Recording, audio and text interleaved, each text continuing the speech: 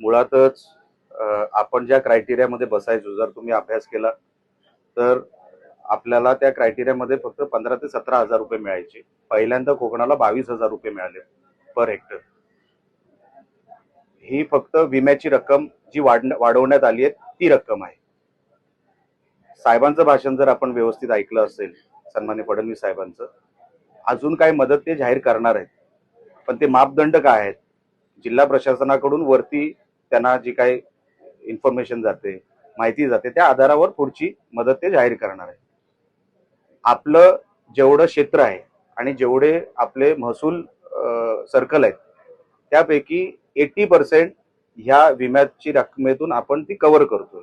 जी राहते ती उर्वरित जी आपण पॅकेजच्या स्वरूपामध्ये आणतोय त्याच्यामध्ये कव्हर होणार.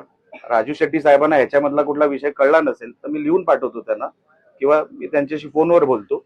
पण असं कुठेही नाही. आम्ही स्थानिक आमच्याही काही मतदारसंघामध्ये किंवा जिल्ह्यामध्ये शेतकरी संपर्कात आहेत, ते समाधानी आहेत. आणि अजून जे काही वाढीव आम्ही सरकारकडे मागितलंय ते आता काही दिवसात आपल्याला जाहीर होईल. राजू शेट्टीने एक आरोप केलाय, नारायणराणे जेव्हा विरोधी पक्षनेते होते त्यावेळी ते शेतकऱ्यांच्या प्रश्नांची भांडायचे, मात्र आताचे लोकप्रतिनिधी कमी पडतात असं एक त्यांनी आरोप केला आणि वर्षा बंगल्यावर धडक देण्याचा त्यांनी निर्णय घेतला. ते काय करतील ते त्यांना माहीत. मी काय त्यांच्या भानगडीत पडत नाही. मुळातच त्यांना सिंधुदुर्गात यावं लागलं, आंदोलन करावं लागलं म्हणजे इथे विरोधक किती दुबळे झालेले आहेत, इथे काही किंमतच संपलेली आहे विरोधकांची, असा ह्याच्यातून निष्पन्न निघतो. सिंधुदुर्गात आता विरोधकांना काही किंमत नाही ह्याचाच अर्थ होतो तो.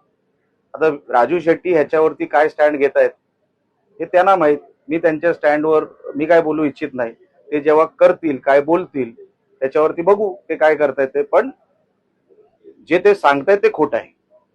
जी मदत मिळालेली आहे ती आम्ही तुम्हाला ऑन पेपर दाखवू शकतो, किती पैसे मिळाले तुम्हाला शेतकऱ्यांच्या अकाउंटमध्ये दाखवू शकतो. आता त्याच्या पलीकडे त्यांना वाटतं की हे अमुकच रक्कम मिळाली पाहिजे, तर त्यांनी तशी जाहीर करावी की तुम्हाला कुठली अमुक रक्कम तुम्हाला हवी आणि कुठल्या हेड खाली हवी आहे, हे जाहीर करावं आंदोलन करण्यापेक्षा.